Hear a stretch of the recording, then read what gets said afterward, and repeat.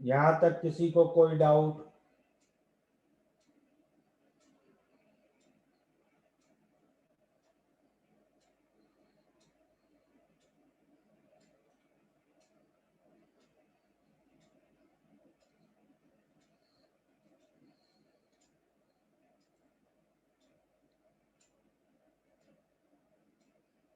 हाँ सर, मेरे को ये नहीं समझा वो स्टेट फंक्शन क्यों है। भाई यू स्टेट फंक्शन है, हाँ। पी और वी स्टेट फंक्शन है, तो उनका कॉम्बिनेशन कोई भी स्टेट फंक्शन ही होगा ना। यू केवल स्टेट पे डिपेंड करता है, यस सर। वी केवल स्टेट पे डिपेंड करते हैं। अच्छा।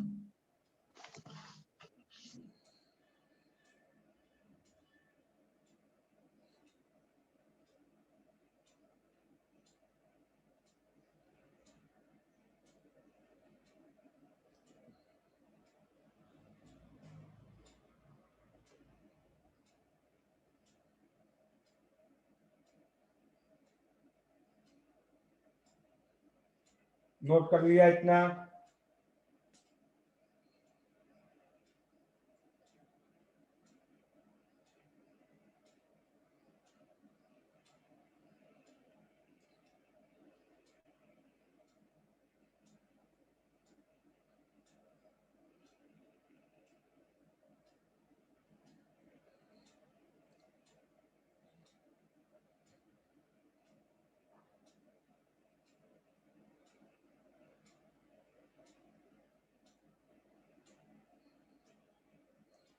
बोलो। सर U इंटरनल एनर्जी और H इज टोटल एनर्जी, तो इसमें फर्क क्या है? भाई यू क्या था? Difference between you and H, अगर समझना चाहे।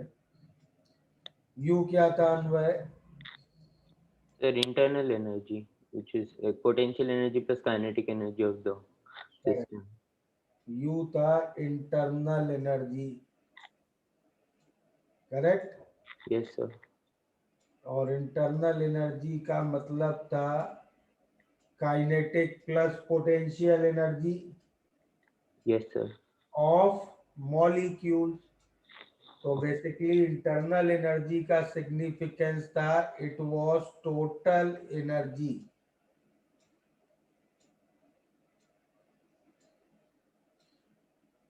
ऑफ मॉलिक्यूल, ठीक है। Yes sir. और एच मैं कह रहा हूं इज एंथैल्पी,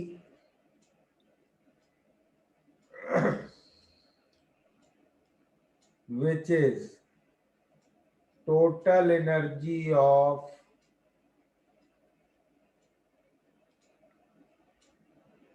system। अब क्वेश्चन है कि इन दोनों में फर्क क्या है।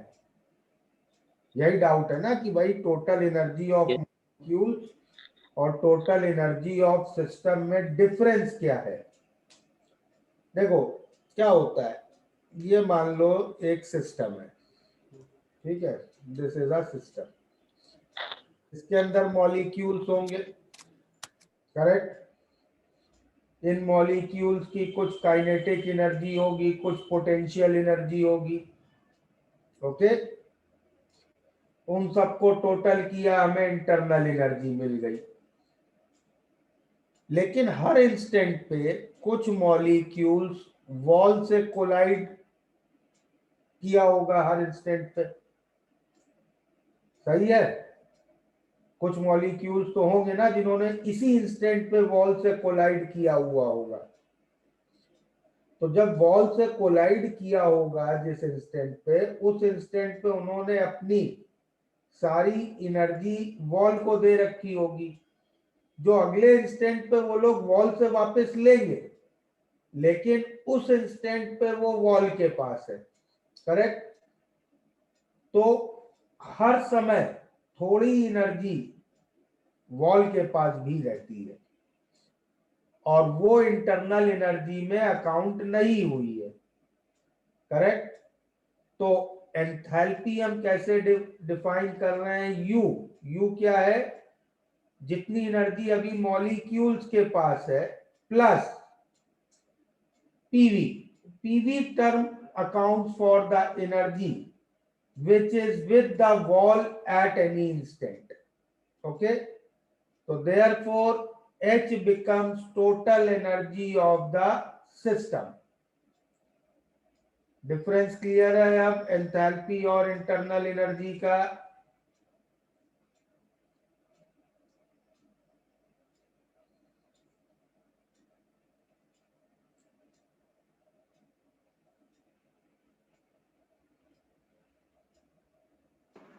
Hello sir. हाँ सर मुझे पूछना था कि आपने आइडियल गैस के लिए जो लिखा है उसमें एच और यू के बीच में डिफरेंस नहीं होगा ना, क्योंकि आइडियल गैस के लिए हम लोग ने केटीजी कंसीडर किया था, तो अकॉर्डिंग टू दैट कोलिजन्स का इलास्टिक होते हैं ना? कोलिजन इलास्टिक होते हैं बेटा, तो इलास्टिक कोलिजन का मतलब यही होता है ना कि इलास्टिक कोलिजन में एक बॉडी जब वॉल से कोलाइड हुई, ठीक है, तो कोलाइड होने पे ही अपनी सारी एनर्जी वॉल को दे देगी और कोलिजन के बाद वॉल इसको इसकी सारी एनर्जी वापस दे देगा। इसी को इलास्टिक कोलिजन कहते हैं। अच्छा, तो एच वो इंस्टेंट का कैलकुलेट करते हैं हम लोग? हाँ, तो हर इंस्टेंट में वॉल के पास कुछ एनर्जी तो होगी ना, तुम उसको इग्नोर थोड़ी कर सकते हो। हाँ sir, thank you sir.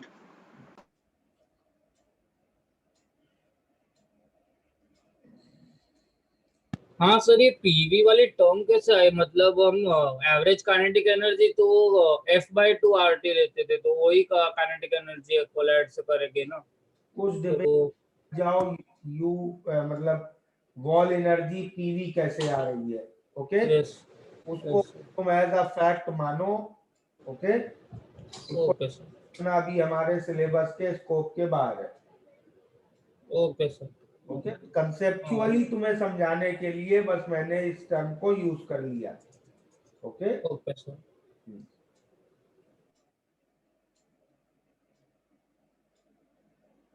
Note हो गया? ये सबने कर लिया?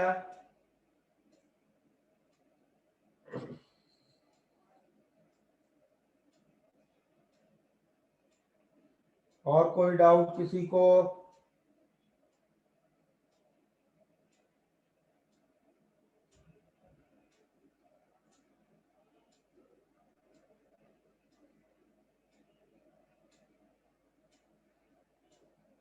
चले आगे।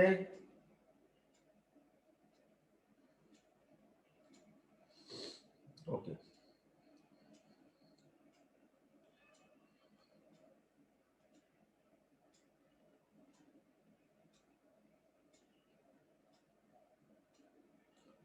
so now we have defined enthalpy. H is U plus PV. चलो एक सिंपल सा multiple correct, more than one options correct question पूछता हूं।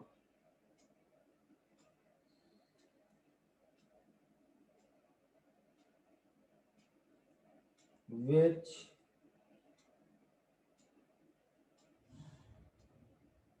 are correct?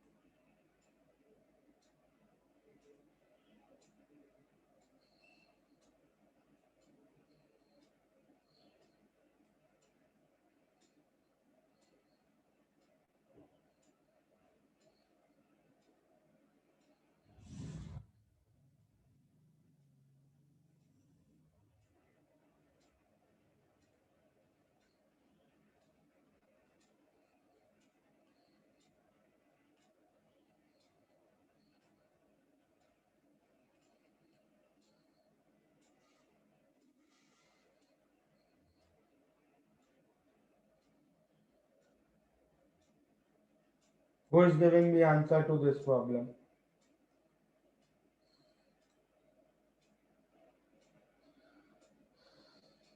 बोलो ऋषि. BCD. BCD. Okay.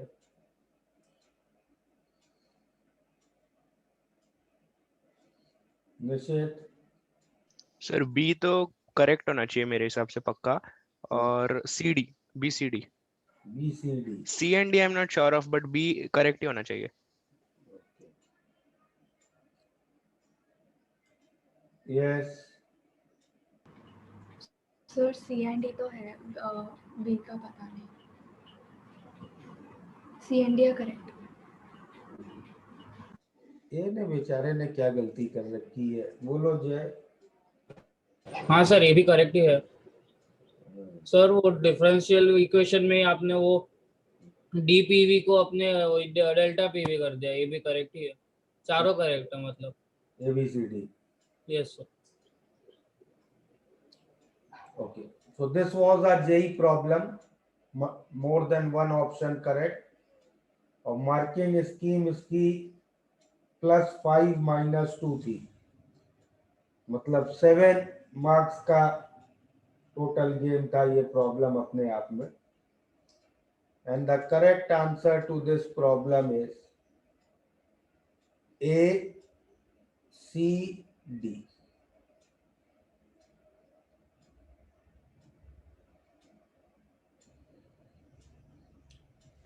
Okay.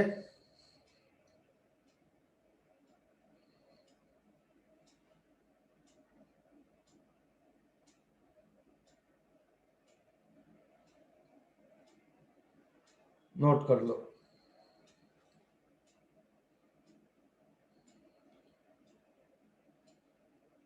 B को कोई करेक्ट करके बता सकता है बी में गलती क्या है, क्या होगा बी का करेक्ट फॉर्मेट? हाँ नील बताओ. सर बी में तो मेरे को करेक्ट डी डी लिखना पड़ा है. बी सेम ही है सर.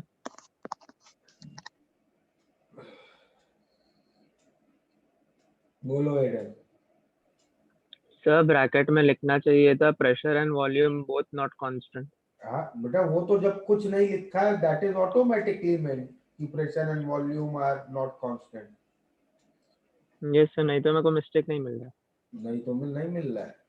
तो देखो बी का करेक्ट फॉर्मेट होता, बी का करेक्ट फॉर्मेट होना चाहिए था delta H is equal to delta U plus P delta V plus V delta P plus delta P delta V. ये होता correct. Okay.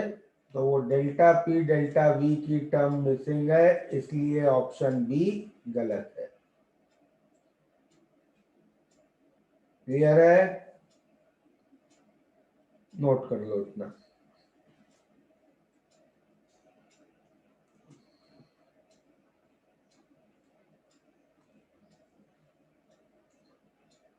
And I hope अब सबको समझ में आ गया होगा.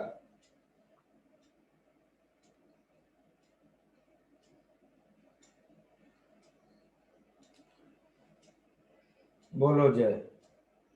सर आपने डिफरेंशियल इक्वेशन में तो आपने डीपीडीवी नहीं लिखा था.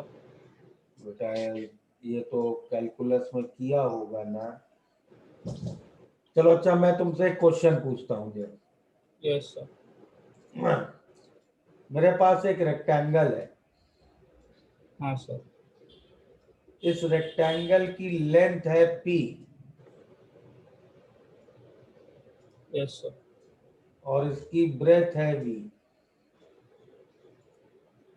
इसका एरिया कितना है? पीवी. PV. अब मैं कहता हूं लेंथ में मैंने थोड़ा सा लेंथ बढ़ा दी DP और थोड़ी सी ब्रेथ बढ़ा दी DV, तो ये बन गया नया रेक्टेंगल. ठीक है. Yes sir. अब एरिया का चेंज क्या होगा, can you tell me? P plus dp into v P plus dp into v plus dv minus pv. कितना होगा वो, यही तो मैं तुमसे समझना चाहता हाँ हूँ। Sir, p dv v dp plus dp dv जो ऑलमोस्ट जीरो हो जाएगा। करेक्ट। तो हम इसको चेंज इन एरिया को कैलकुलस में हम लोगों ने क्या लिख दिया, पीडीपी प्लस वीडीपी। ठीक है, यस सर। क्यों करते हैं ये, हम ये कहते हैं ये हो गया पीडीवी जो मैंने यस सर। किया, ये पीडीवी एरिया का चेंज, ये वाला एरिया का change VDP, yes sir.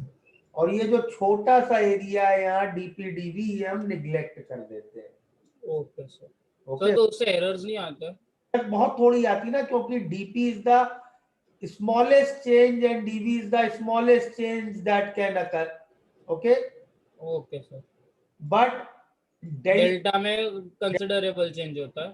Change है, तो ये p और ये आपने किया डेल्टा p और ये v और ये आपने इसमें चेंज किया डेल्टा v।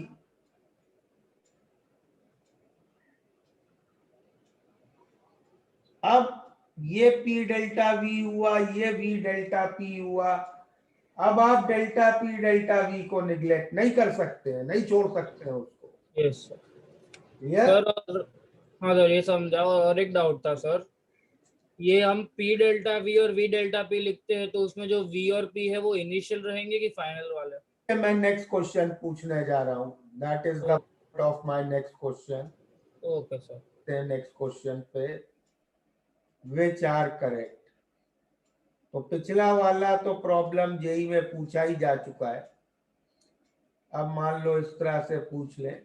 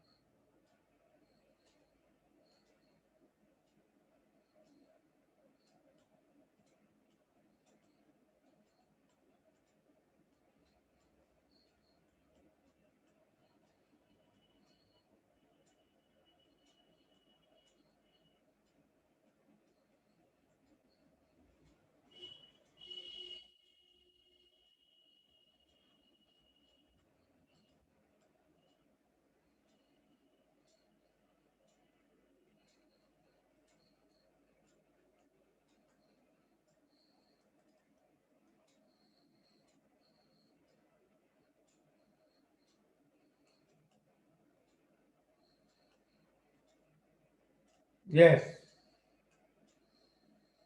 फिर से वही क्वेश्चन है, which are correct.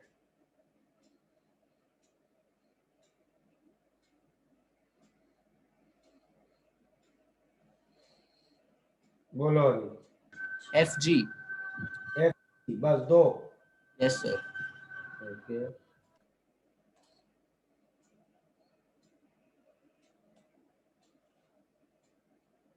Same sir F G. Okay, जिसका अब एफ जी के अलावा कुछ आंसर है वही लोग हैंड रेज करो। शमिल, सर वही आंसर था। वही है वो। जय, सर बी सी एफ और G. B C F G. Ayush. मेरे हिसाब से ई एफ और हाँ बस E N F only. Neel. Sir मेरे हिसाब से B C E F G H. Okay, चलो करेक्ट आंसर्स देखो इसके क्या होंगे। इसके करेक्ट आंसर्स होंगे B C B C F G, ये चार होंगे इसके करेक्ट आंसर्स। अब अगर समझने में दिक्कत है तो बताओ, डिस्कस करें अगर नहीं समझ में आ रहा है।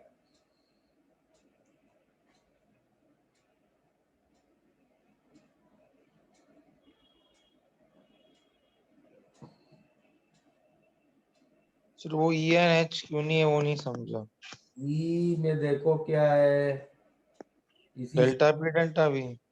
ई से रिलेट करो। पहली टर्म क्या होगी, पी एफ डेल्टा वी है ना। हाँ बराबर। एफ डेल्टा वी मतलब कितना एरिया आ गया, ये डेल्टा वी है, ये पी एफ डेल्टा वी इतना एरिया आ गया। सही है। अच्छा हाँ हाँ। अगली टर्म है V F delta P. V F delta P कितना एरिया आ गया, कलर बदल लेते हैं। वी एफ डेल्टा पी आ गया इतना एरिया। अच्छा ठीक है, और तुम इसमें वापस ऐड कर रहे हो डेल्टा पी डेल्टा वी, तो वापस ये वाला एरिया ले रहे हो, तो ये एरिया तो तुमने 3 बार ऐड कर लिया। फाइनल फाइनल कान लफड़ा होगा। हाँ, वो सब्ट्रैक्ट करना चाहिए था। हम्म।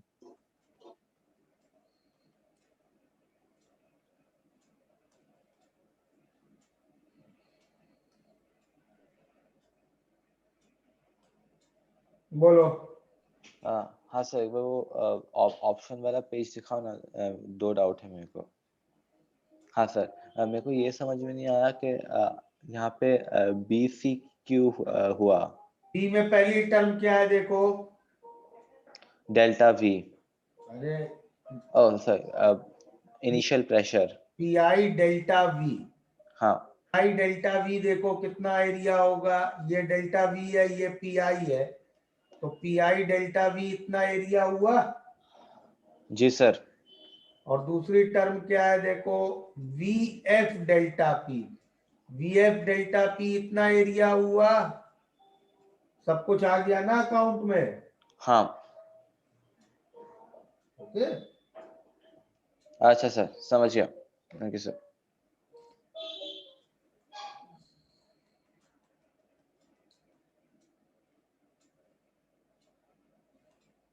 चले आगे।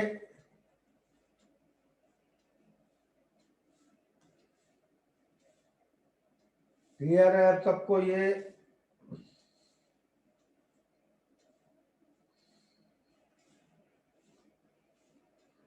Okay, now what we can do. तो जरा बुकलेट निकालो 1 मिनट। बुकलेट में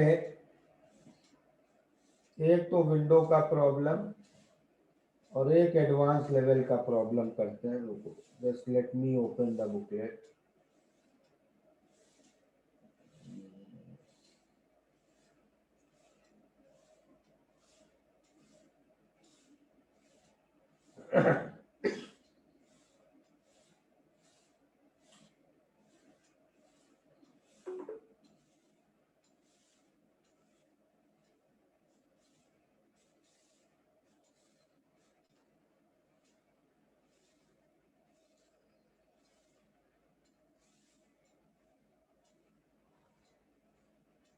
कोई ग्रुप पे बुकलेट भेज सकता है क्या?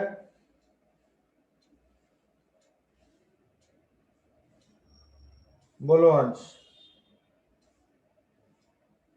सर आप जब तक प्लीज प्रीवियस पेज दिखा दो ना, नोट कर। Thank you. भेजी किसी ने? यस। तो one problem we can do, एक तो विंडो का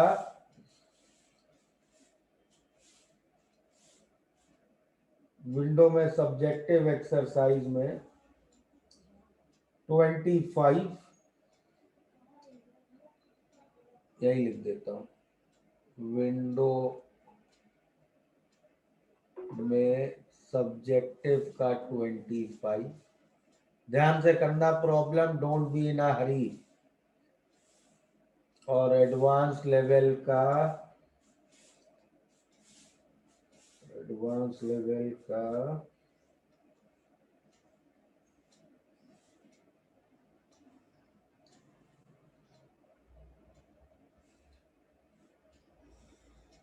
10। ये दो प्रॉब्लम करो। यस नहीं सर, पहले का ही था, सॉरी लोअर नहीं। अच्छा।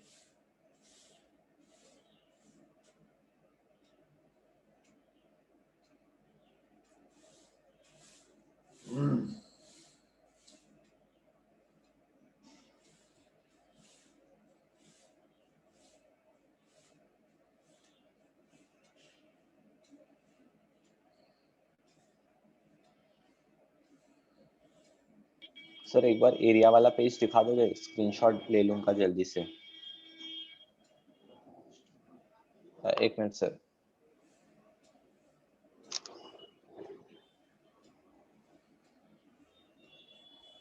हाँ सर, हो गया।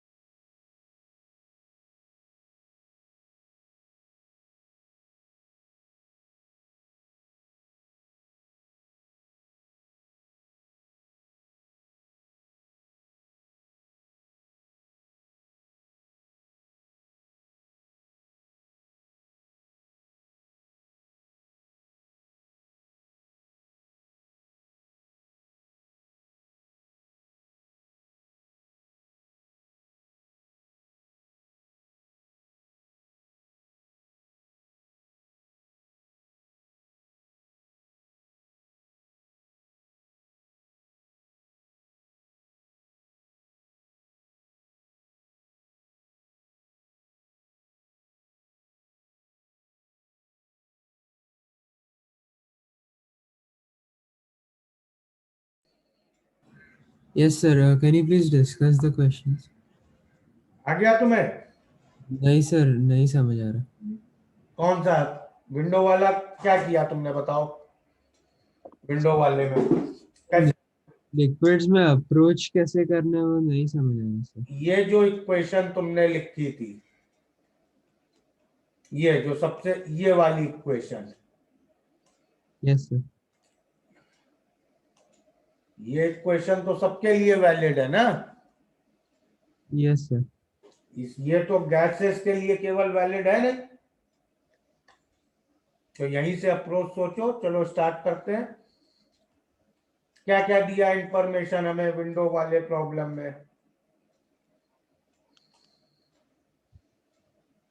100 ml of a liquid contained in an insulated container at a pressure of 1 bar. The pressure is steeply increased to 100 bar. सुनो सुनो, अब पहले इतनी इंफॉर्मेशन को जरा ढंग से एसिमुलेट करें. एक लिक्विड है हमारे पास जिसका इनिशियल वॉल्यूम है 100 ml. ठीक है? Yes sir. मैं एक पीवी ग्राफ बना लेता हूं. इनिशियल वॉल्यूम है एक लिक्विड का 100 ml. सही है? Yes sir. और इनिशियल प्रेशर है 1 bar. 1 बार.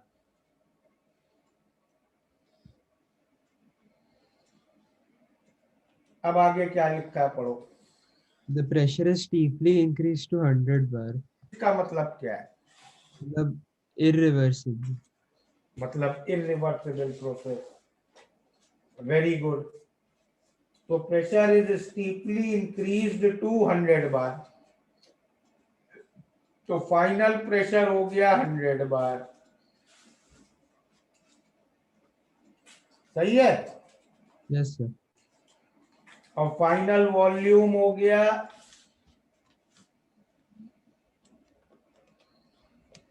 99 ml. सही है?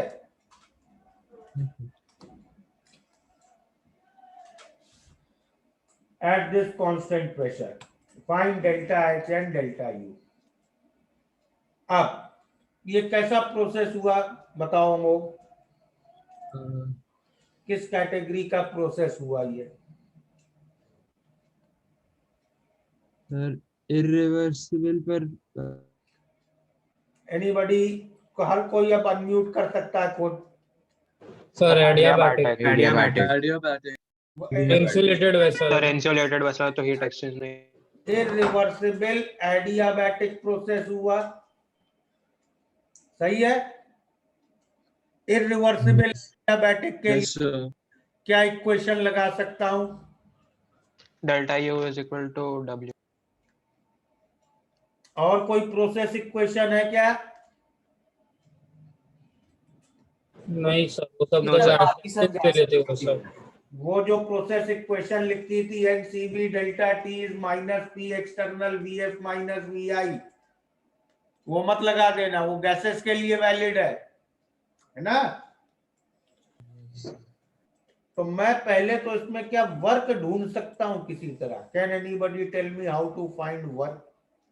Minus P Area external under the minus curve. P delta V. P area delta of the Yeah.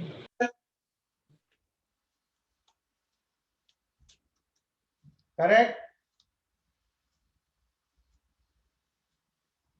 Yes, sir. क्या होगा area of this rectangle? 100. 100 bar ml. 1 bar ml. सही है? और यही delta U होगा क्योंकि Q 0 है. फिर डेल्टा H क्या होगा?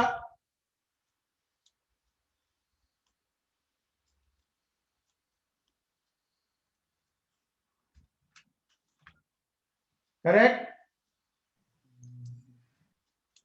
जिसको तुम ऐसे भी लिख सकते हो, delta U plus PF VF minus PI VI. Delta U है 100 PFVF है 9900, PIVI है 100।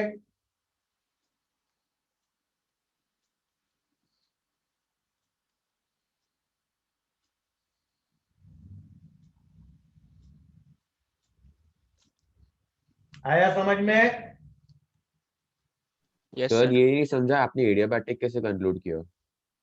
दिया है ना, इंसुलेटिंग वेसल, हीट जब आ ही नहीं सकती, एडियाबैटिक बाउंड्री दी है ना। अच्छा हाँ सर समझा।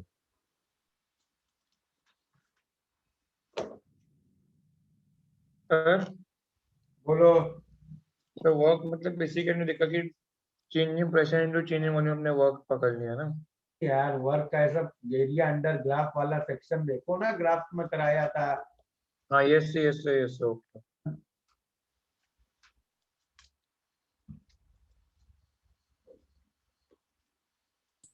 सर अगर इसमें रिवर्सेबल रहता था तो वो कर्व के नीचे का ग्राफ रहता था ना। सिविल वाला ही एडवांस लेवल है। अब एडवांस लेवल पे आते जरा 10th पे देखो, जरा एडवांस के 10th में क्या दिया है, पढ़ो।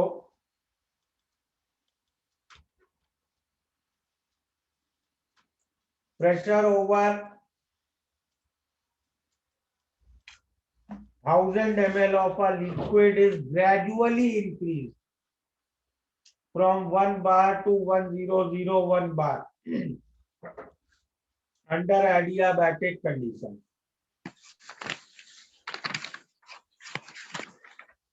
फाइनल वॉल्यूम 990 है, डेल्टा यू डेल्टा एच निकालना, लीनियर वेरिएशन, मतलब ग्राफ ऐसा हो गया। Initial volume 1 litre, final volume 0.99 litre, initial pressure 1 बार,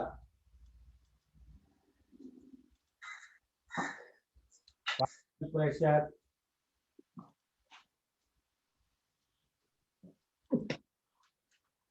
1001 बार। तो ये हो गया रिवर्सिबल एडियाबैटिक।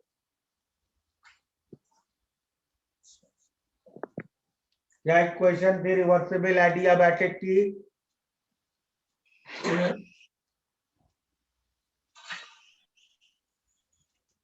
रिवर्सिबल एडियाबैटिक की क्या इक्वेशन थी?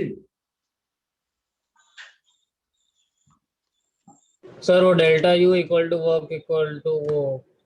वर्क का इक्वेशन और क्यू इक्वल टू 0।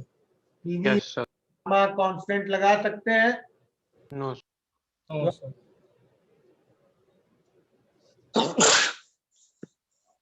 क्यों नहीं लगा सकते हैं? PV raise to gamma is constant.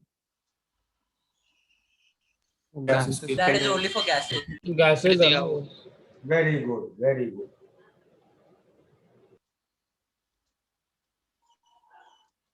तो Q0 और इसमें वर्क क्या हो जाएगा? इस ट्रेपीजियम का एरिया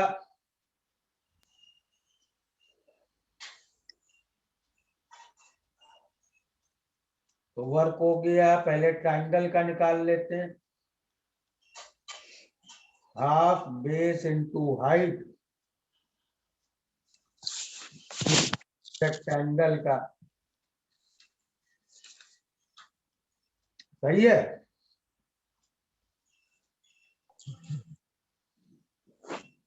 तो वर्क आ गया 5.01 लीटर बार, डेल्टा यू है।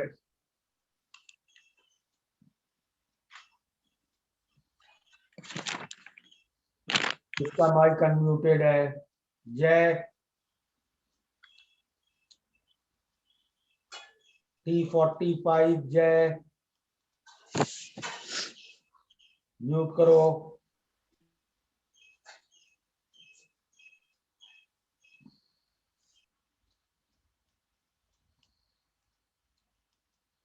PFVF कितना होगा?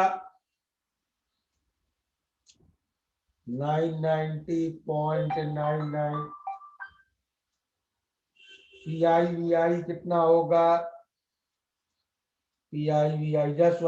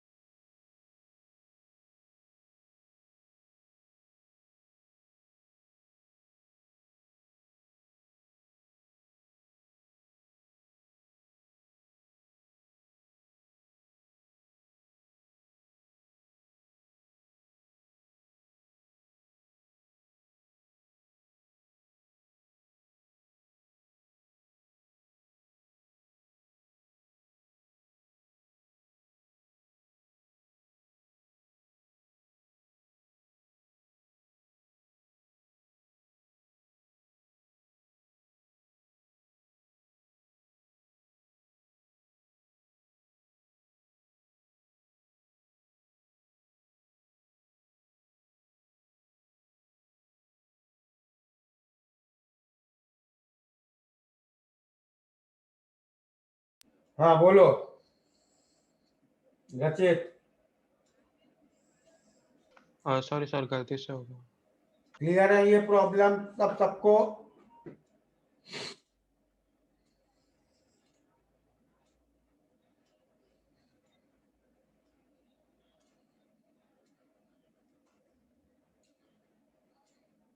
बोलो।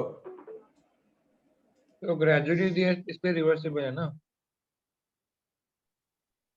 ग्रेजुअली इंक्रीज दिए हैं।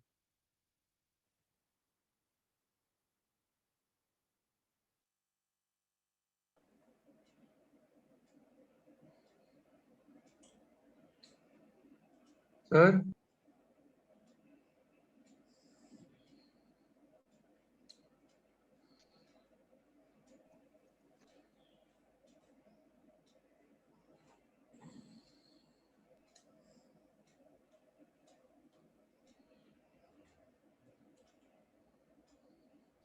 लास्ट दो पेजेस दिखा दीजिए ना, एक सेकंड।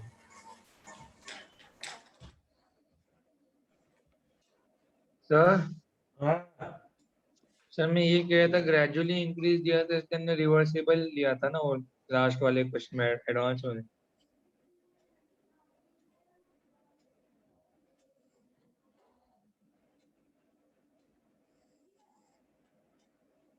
तो अब तक अभी हम लोगों ने फर्स्ट लॉ में क्या कंक्लूड किया कि अगर हम कोई थर्मोडायनेमिक प्रोसेस कर रहे हैं तो डेल्टा यू क्या आया? डेल्टा यू आया NCV delta T, which was nothing but heat at constant volume, isochoric process की हीट है। और डेल्टा H किसी भी प्रोसेस का आया NCP delta T, which is heat of isobaric process, correct? तो यहां से हम दो स्टेटमेंट्स कंक्लूड करते हैं, यहां से दो स्टेटमेंट्स जनरलाइज करते हैं। पहला स्टेटमेंट जनरलाइज करते हैं कि heat involve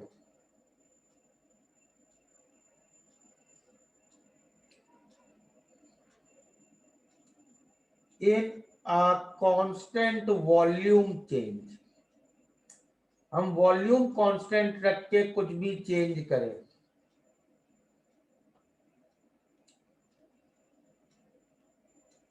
is equal to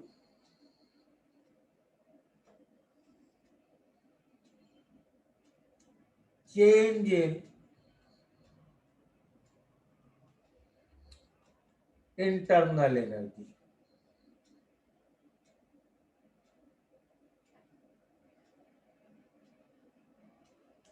और दूसरा statement,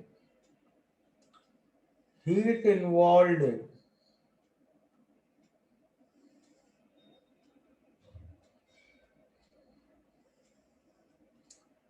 a constant pressure change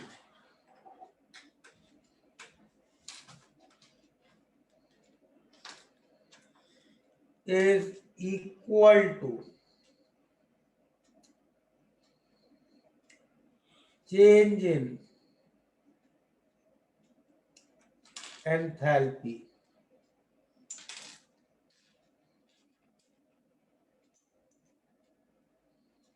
correct? तो इन दोनों स्टेटमेंट से को लेते हुए हम लोग आ जाते हैं अब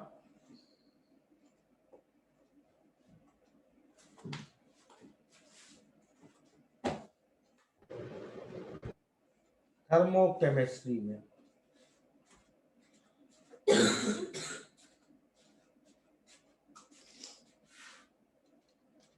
तो थर्मोकेमिस्ट्री में हमें डील करना है केमिकल रिएक्शन। अब केमिकल रिएक्शंस या तो हम लोग एक ओपन टेस्ट ट्यूब में करते हैं, that is a open vessel reaction, या हम लोग एक क्लोज्ड वेसल में करते हैं, क्लोज्ड कंटेनर में। तो केमिकल रिएक्शन करने के दो तरीके हैं, या तो ओपन वेसल में या क्लोज्ड वेसल में।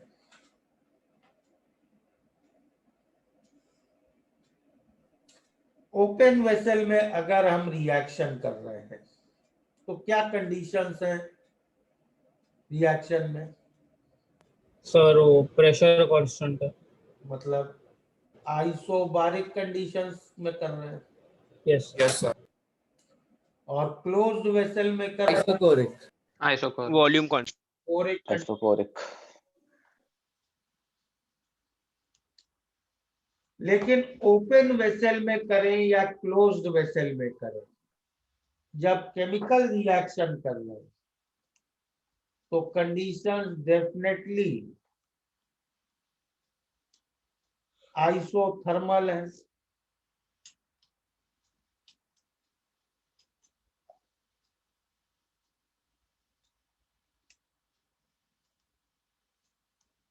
सही है। अब अभी हम लोगों ने क्या दो स्टेटमेंट जनरलाइज किए कि हम कांस्टेंट वॉल्यूम पे कुछ भी चेंज करते हैं तो that heat is equal to change in internal energy. तो अगर हम रिएक्शन को क्लोज्ड वेसल में कर रहे हैं तो I can write heat involve in the reaction will be equal to change in internal energy in the reaction। और अगर ओपन वेसल में कर रहे हैं तो I can write heat involved in the reaction is change in enthalpy of the reaction। यहां तक clear है सबको? सर एक को आइसोथर्मल क्यों होना चाहिए वो नहीं समझा sir. What is a chemical reaction? बताओ। सर मतलब फॉर्मेशन ऑफ न्यू कंपाउंड्स और elements from formation of new products from different reactants. इतना क्यों कॉम्प्लिकेट करते हो बातों को? Chemical reaction is rearrangement of bond. हाँ यस। कुछ बॉन्ड टूटेंगे, कुछ नए बॉन्ड बनेंगे, ठीक है? Yes sir. अच्छा, अभी तक 10th क्लास तक पढ़ा होगा कुछ रिएक्शंस एक्सोथर्मिक होते हैं, कुछ रिएक्शंस एंडोथर्मिक होते हैं। हाँ yes sir yes. Exothermic reaction मतलब वो हीट प्रोड्यूस कर रहा है, एंडोथर्मिक मतलब वो हीट कंज्यूम कर रहा है। कंज्यूम कर। और मैंने लिख दिया आइसोथर्मल। तो यहीं से डिबेट आ गई होगी माइंड में कि यार अगर रिएक्शन एक्सोथर्मिक है, हीट प्रोड्यूस कर रहा है तो टेम्परेचर बढ़ना चाहिए। करेक्ट? यही थॉट आ रहा है। Yes sir yes sir. हाँ, इसको समझते हैं। एक्सोथर्मिक रिएक्शन कब होता है? कोई बता सकता है? कौन से रिएक्शन एक्सोथर्मिक होंगे? सर मतलब लेस स्टेबल कंपाउंड से मोर स्टेबल कंपाउंड जाएगा तो। नहीं, इसको ऐसे बोलो बेटा जय कि वीकर बॉन्ड टूट के स्ट्रॉन्गर बॉन्ड बन रहे होंगे। Okay sir.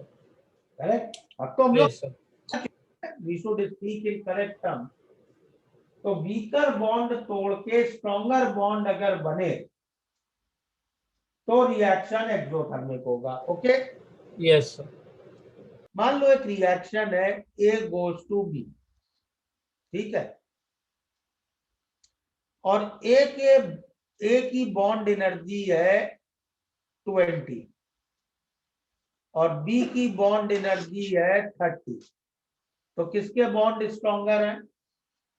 बी के। तो ये रिएक्शन एक्सोथर्मिक होगा। हाँ यस सर।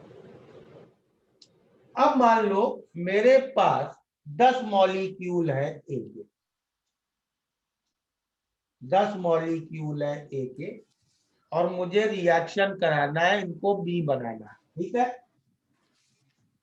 Yes sir. कैसे करूंगा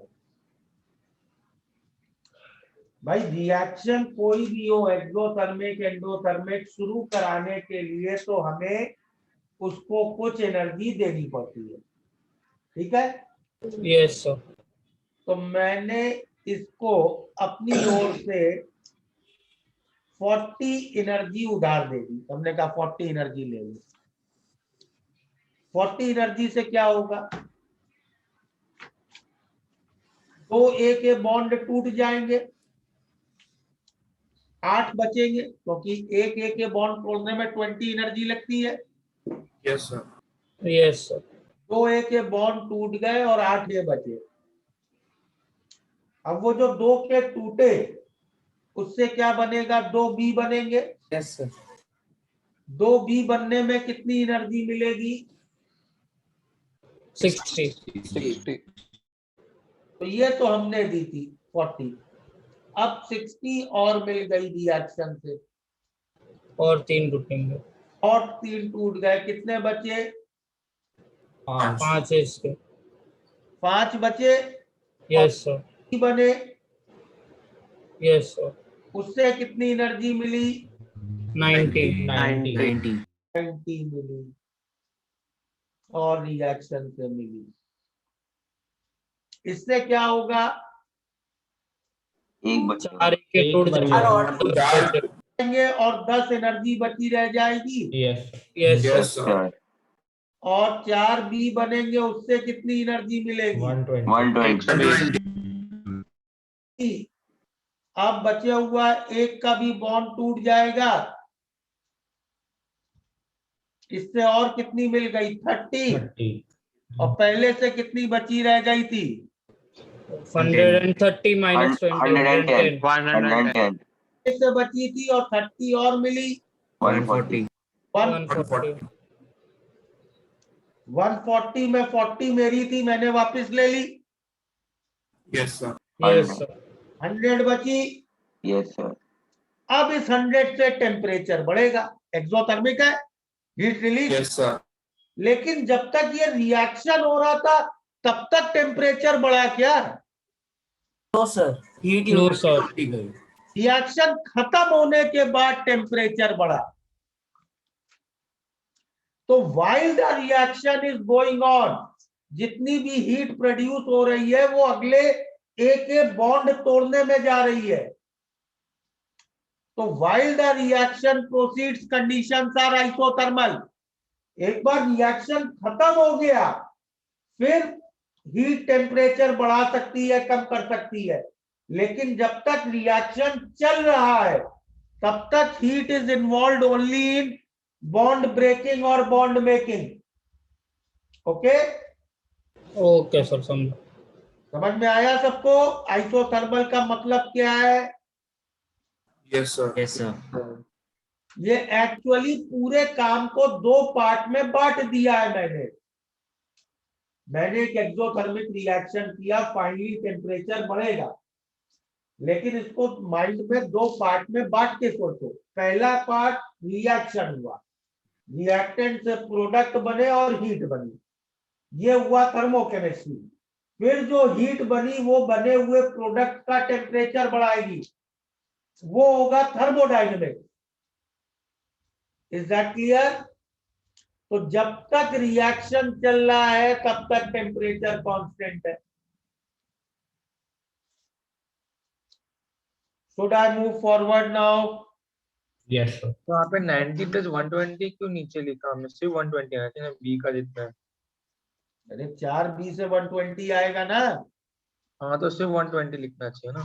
10 पहले का बचा था। अच्छा, पहले का भी लेना है, ठीक है। अच्छा, यहां तक क्लियर है? तो अब डेल्टा यू, हम वापस यहां आते हैं। तो अगर क्लोज्ड वेसल में रिएक्शन कर रहे हैं तो Q reaction is delta U reaction. और डेल्टा यू क्या होगा एक आइसोथर्मल के लिए? NCVDT 0। डेल्टा एच 0 मतलब हर रिएक्शन की हीट 0 है? नहीं सर। हो गई, सोचो जरा क्या गलत कर गए। टोटल रिएक्शन का नहीं होगा, वाइल द रिएक्शन जो भी डेल्टा की और डेल्टा एच होगा। ये एक important point. In a chemical reaction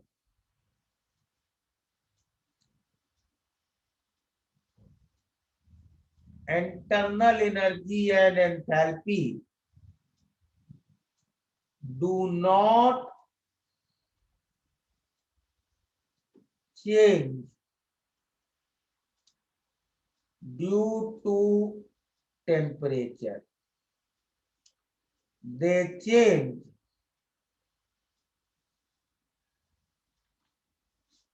due to change in moles, change in identity. देखो इसको दो तरीके से समझो। डेल्टा यू डी यू का क्या फॉर्मूला लिखा था तुमने? What was the formula of du you wrote? NCV/dt। तो ये सोचो ना क्या किया तुमने। ये कुछ ऐसा फंक्शन रहा होगा ना, u is NCV/t, उसको डिफरेंशिएट किया है। Yes sir. एन और कांस्टेंट माना था हमने थर्मोडायनेमिक प्रोसेस के लिए। हाँ यस सर। नहीं सर बदले। हमने वो बॉन्ड एनर्जी और वो सब भी इक्वल माना था, वो भी चेंज हो गया। अगर मैं केमिकल रिएक्शन करूंगा तो T नहीं बदलेगा, लेकिन N बदलेगा, CV बदलेगा। मोनो एटॉमिक गैस टूट के डाई एटॉमिक हो गई, CV बदल गया ना। Yes sir. हाँ यस सर। तो केमिकल रिएक्शन या थर्मोकेमिस्ट्री में कभी भी डेल्टा यू को NCV डेल्टा T नहीं लिखेंगे। NCV डेल्टा T वो तभी है जब N और CV कांस्टेंट है, मतलब थर्मोडायनेमिक प्रोसेस है। Okay, yes sir. Clear? Yes sir. Internal energy के नोट्स भी देखो, बिल्कुल फर्स्ट क्लास, फर्स्ट या सेकेंड क्लास। क्या लिखा था? Internal energy depends on moles identity and temperature. Yes sir. तो थर्मोडायनेमिक प्रोसेस में केवल टेम्परेचर चेंज होता है, मोल्स आइडेंटिटी चेंज नहीं होते, इसलिए थर्मोडायनेमिक प्रोसेस के लिए फॉर्मूला NCV/dt है। लेकिन केमिकल रिएक्शन में तो मोल्स और आइडेंटिटी बदल जाएंगे। समझ में आया? Yes sir. ओके, अब थोड़ा चलो आगे इसमें बढ़ लेते हैं। तो क्यू रिएक्शन को दोनों के लिए लिख लिया, वर्क निकालते हैं। क्लोज्ड वेसल में करेंगे तो रिएक्शन का वर्क तो 0 ही होगा, वॉल्यूम चेंज नहीं हो रहा है। और चौथी क्वांटिटी हमें निकालने का मन होगा, डेल्टा एच रिएक्शन। तो डेल्टा एच रिएक्शन क्या होगा? Delta U reaction plus V delta P, क्योंकि वॉल्यूम कांस्टेंट है। सही है?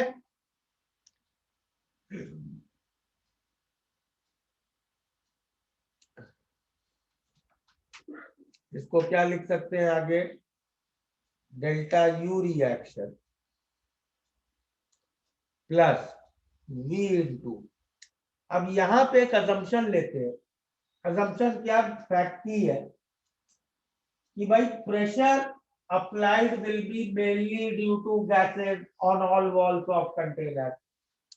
तो डेल्टा पी क्या होगा? Final pressure minus initial pressure, और फाइनल प्रेशर क्या होगा? Final moles of gases into RT by P, sorry RT by V. और इनिशियल प्रेशर क्या होगा? Initial moles of gases into RT by V. V cancel हो जाएगा और delta H reaction क्या मिल गया हमें? Delta U reaction plus delta H G R T. Delta H G क्या है? Change in moles of gases.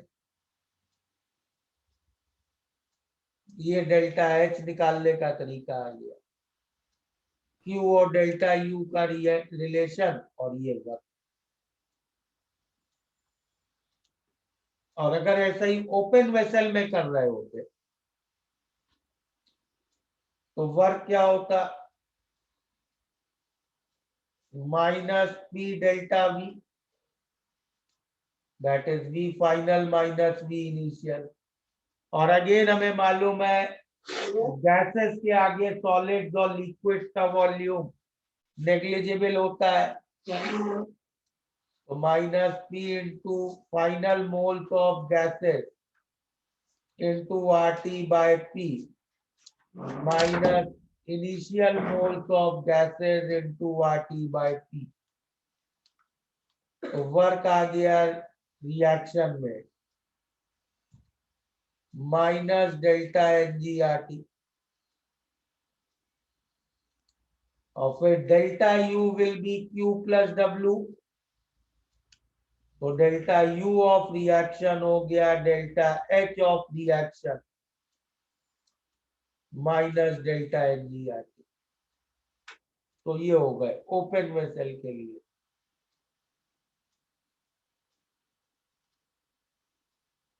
Sir तो मतलब दोनों ही केस में सेम ही हो गया ना फॉर्मूला? भाई डेल्टा एच और डेल्टा यू तो स्टेट फंक्शन है। ओ हाँ, यस सर, यस सर, समझा। रिएक्शन कैसे कर रहे हो उससे बदलेगी थोड़े। सर फॉर्मूला सेम कैसे हो गया? एक में तो नेगेटिव है और एक में तो पॉजिटिव है ना। यार कैसी बातें कर रहे हो आयुष? इस डेल्टा जी को उधर लो प्लस हो जाएगा ना। ओ हाँ सर, सॉरी, देखा नहीं। तो अजम्पशन क्या लिया हमने वो डेल्टा पी का? कोई अजम्पशन नहीं लिया है। बोल रहे थे है कि गैसेस के आगे सॉलिड्स और लिक्विड्स का वॉल्यूम और प्रेशर नेग्लिजिबल है। वो तो है सर, वो तो है। बस वही है। अच्छा, ओके। सर आपने लास्ट इक्वेशन में सेकंड टू थर्ड स्टेप कैसे किया? क्या सर जो लास्ट इक्वेशन है W R work done by reaction, उससे डेल्टा यू कैसे आया? First law delta U is Q plus W. हाँ यस सर, समझ गया समझ गया। सर सॉलिड्स और लिक्विड्स का प्रेशर तो देखा जाएगा तो कंसिडरेबल होगा ना? अरे यार वो केवल बेस पे होगा ना, ऊपर की वॉल पे थोड़े ना होगा। सॉलिड आपने कंटेनर में सॉलिड रखा, सॉलिड इस वॉल में प्रेशर लगा पाएगा क्या? नहीं। गैसेस ही सारी वॉल्स पे लगा पाएंगी ना प्रेशर। ओके सर लेकिन प्रेशर तो है ना नीचे। नीचे वाला प्रेशर, एक वॉल के प्रेशर को प्रेशर थोड़ी कहते हैं यार, उसके तो बैलेंसिंग नॉर्मल भी होगा। अच्छा तो वैसे कैंसिल आउट कर, अच्छा ठीक है sir. Gases pressure is mainly applied by gases.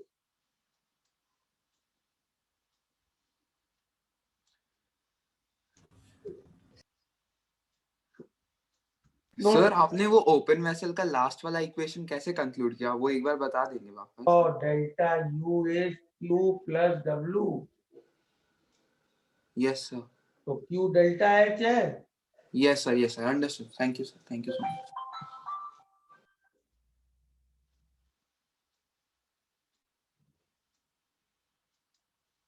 कर लिया नोट? सर हाँ यस सर। सर पहले वाला पेज दिखा सकते हैं?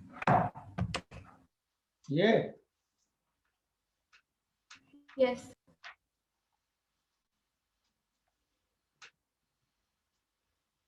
Thank you sir, thank you. चलो we stop here. Next class thermochemistry में आगे कंटिन्यू करेंगे।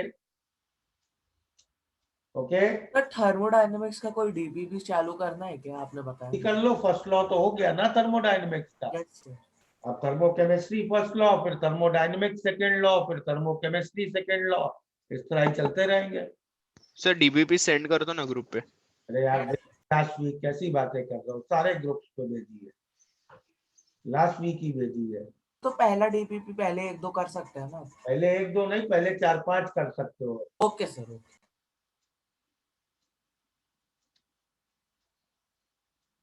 चलो बाय एवरीबॉडी।